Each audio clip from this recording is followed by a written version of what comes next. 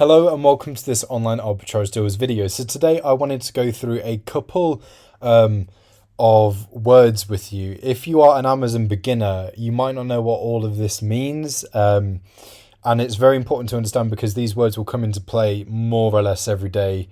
When you sell on Amazon, as you get more into it, you'll find that these words occur all the time. So it's very important to get an understanding of what it all means from the get-go. So we're going to look at all of these words here, well, most of them, because I'm sure you know what weight and dimensions mean. And then we're going to take a look at some of the words over here. So just so you get an understanding of what you're actually looking at in online arbitrage deals when you get this information. So you might have been following along, particularly if you are a Amazon beginner, you might have just been looking at the deal itself and looking at the profit that you can make on it and going forward with the deal just based on that.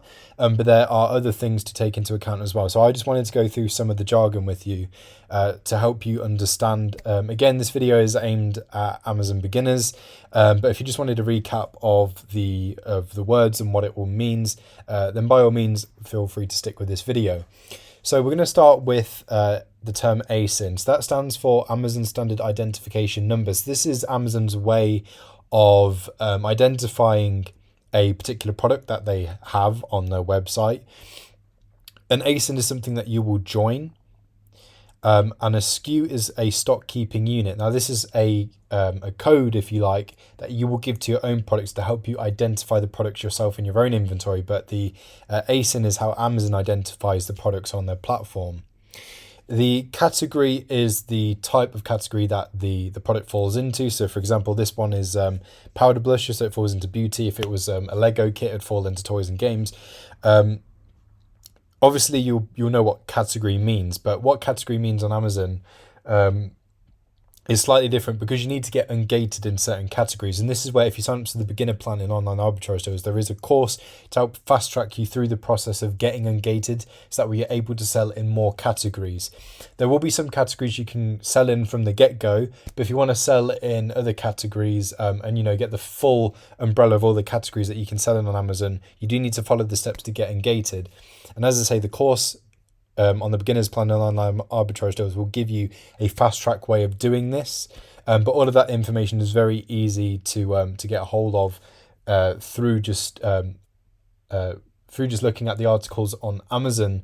But of course, as I say, the course is a fast track way of getting through and getting ungated a whole lot faster than following it in a way without that kind of course.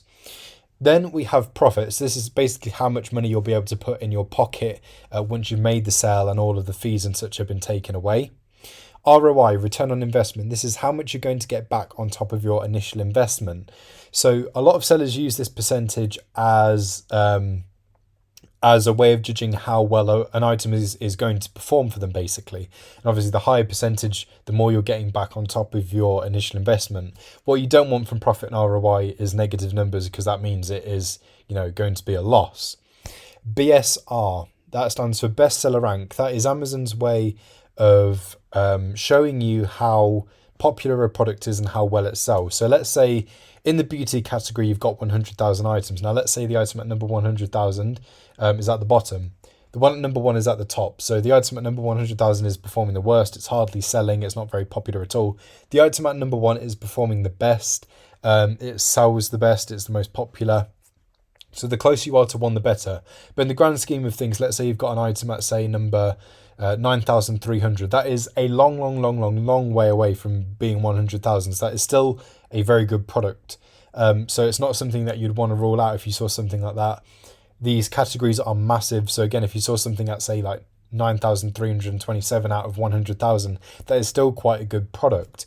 And so what you're going to see here is BSR percentage. It is within the top 1% of the items category, and then you have the BSR number here, so the exact number where the item is at in terms of BSR.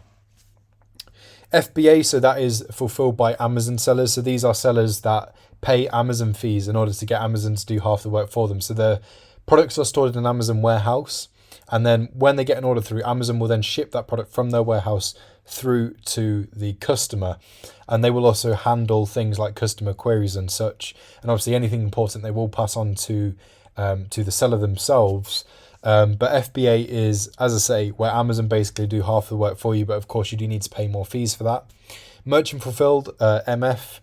This is where sellers have logistics in place to store and ship items themselves. So you might have your own warehouse, you might have just products in your garage or something like that. And you've got all of the shipping planned out. So you ship through a specific courier and you send that product from your own place through to the customer directly. The weight of the product, the dimensions, we have things like the Amazon fees. So there'll be things like if you're doing FBA, there's FBA fulfillment fees, there's referral fees and things like that. So this all gets taken into account here.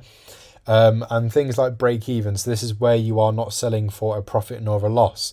So it's usually a total of all of your costs involved. And there are more costs than just the cost of the product itself. There's all of those fees that I just mentioned.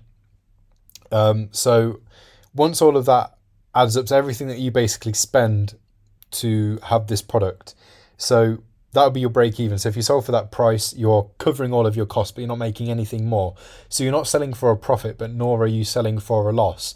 This is kind of like a worst case scenario price to sell at. So if you really needed to shift stock like desperately and you just need to get rid of it, you can sell it for your break even, and obviously you make nothing from it, but at least it's not a loss.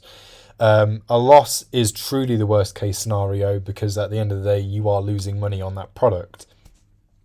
But hopefully going through some of this jargon that you see on online arbitrage deals is quite helpful for you, particularly as a beginner. Hopefully it's now brought you up to speed with what all of it means. Thank you for watching. Don't forget to like, comment and subscribe, and I'll catch you soon.